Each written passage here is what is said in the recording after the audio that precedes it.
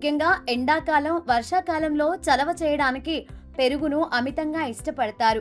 అయితే చాలా మంది ఇళ్లల్లో తోడు పెట్టుకునే పెరుగు పల్చగా అవ్వడం, పుల్లగా మారడం లేదా నీళ్లు వదిలేయడం జరుగుతూ ఉంటుంది. అదే మనం స్వీట్ షాప్లలో కొనే పెరుగును ఐస్ క్రీమ్ ముక్కలా గడ్డగా ఎంతో క్రీమీగా ఉంటుంది. పెరుగు తోడేయడానికి కొన్ని సింపుల్ టెక్నిక్స్ ఫాలో అవుతారు. ఆ సీక్రెట్ ట్రిక్స్ ఏంటో ఇప్పుడు క్లియర్ గా చూద్దాం.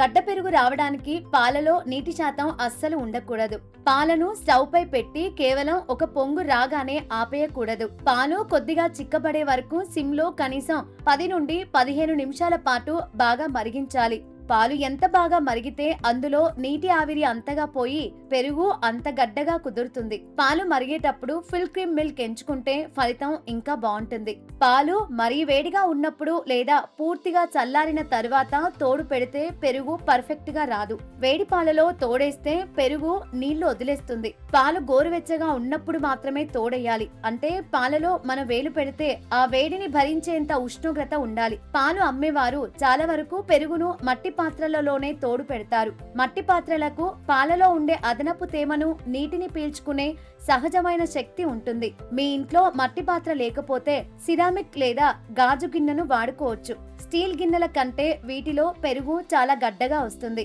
పెరుగు తోడు పెట్టడానికి వాడే పాత పెరుగు మరీ పుల్లగా ఉండకూడదు. కమ్మటి పెరుగును మాత్రమే తోడుగా వాడాలి. గిన్నెలో పాలు పోసిన తర్వాత 1 స్పూన్ తోడు పెరుగు తీసుకొని పాలన్నింటికి బాగా కలిసేలా గిలకొట్టాలి. ఆ తర్వాత స్వీట్ షాప్ స్టైల్ రావడానికి ఒక పచ్చిమిరపకాయను తొడిమతో సహా ఆ పాలలో వేయాలి. కొన్ని రకాల ఎంజైమ్లు పాలు వేగంగా గడ్డగా మారడానికి అద్భుతంగా తోడ్పడతాయి. పాలలో తోడు వేసిన తర్వాత ఆ పాత్రపై పాలిథిన్ కవర్ లేదా గట్టి మూత పెట్టి కనీసం 6 నుండి 7 గంటల పాటు అస్సలు కదల్చకుండా ఒకే చోట ఉంచాలి. పెరుగు పర్ఫెక్ట్ గా కుదిరిన వెంటనే దానిని 1 గంట పాటు ఫ్రిడ్జ్ లో పెడితే అది అచ్చం స్వీట్ షాప్ లో దొరికే గడ్డ పెరుగులా మారిపోతుంది.